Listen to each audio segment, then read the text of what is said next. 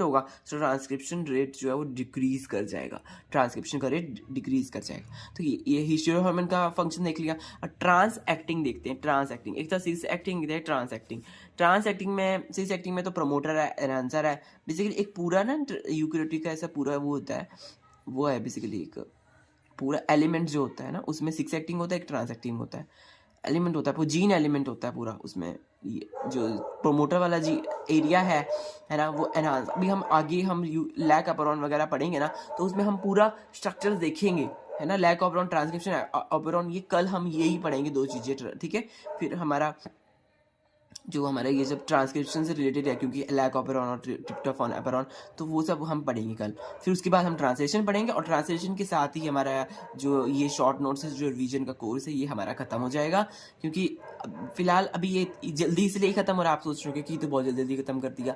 अब ये क्योंकि शॉर्ट नोट से पढ़ा है, ये बेसिकली उसी व्यक्ति के लिए जो जो क्या कहते हैं रिवीजन करने के लिए मेरे प्लेटफॉर्म में आया है, यहाँ पर रीशेप लाइफ साइंसेज में। तो अब चलिए हम यहाँ पे देख लेते हैं ट्रांस एक्टिंग। ट्रांस एक्टिंग में क्या हो रहा है, ये transcription factor 2b, SL1, transcription factor 2, 3b ये प्रेजेंट होते हैं। 2b, SL1 और 3b ये प्रेजेंट होते हैं। ये करते हैं अलॉन्ग विद पॉलीमरेज। पॉलीमरेज के साथ ये क्या करते हैं, कंसंट्रेशन को घटाते हैं, किसी कंसंट्रेशन को जो ट्रांसक्रिप्शन रेट जो है उसको घटाते हैं, ठीक है, उसको घटाते हैं। तो इस एक्टिंग क्या करते हैं, ट्रांसक्रिप्शन रेट को घटा रहे हैं। 2b, SL1, 3b ये सब इसको घटा रहे हैं।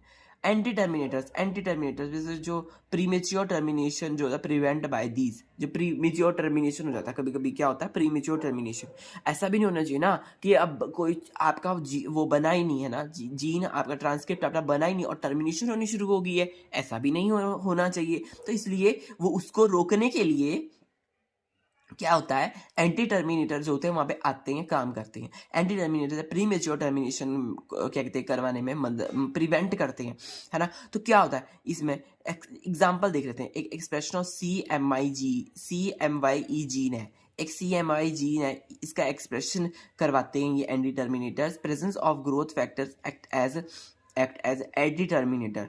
जो CMA जीन का एक्सप्रेशन है वो किसकी वजह से हो रहा है, ग्रोथ फैक्टर की वजह से हो रहा है, और एंटी टर्मिनेटर की वजह से जो है ग्रोथ ये हो रहा है, बेसिकली एंटी टर्मिनेशन करवा रहे हैं, है ना, एक्सप्रेशन को बढ़ा रहे हैं by preventing pre mature termination. हाँ, प्री मतलब बस यहाँ पे कि ये चीज़ याद करनी है कि जो CYMYV जीन है ये जो है एंटी टर्मिनेटर की तरह काम करते हैं, और क्या कहते हैं एक्सप्रेशन को बढ़ाता है और प्री मेच्योर टर्मिनेशन से बचाता है। तो ये एक इम्पॉर्टेंट बात हमने देख ली यहाँ पे, और हमने ये बेसिकली सारा जो हमारा रेगुलेशन वाला पार्ट था और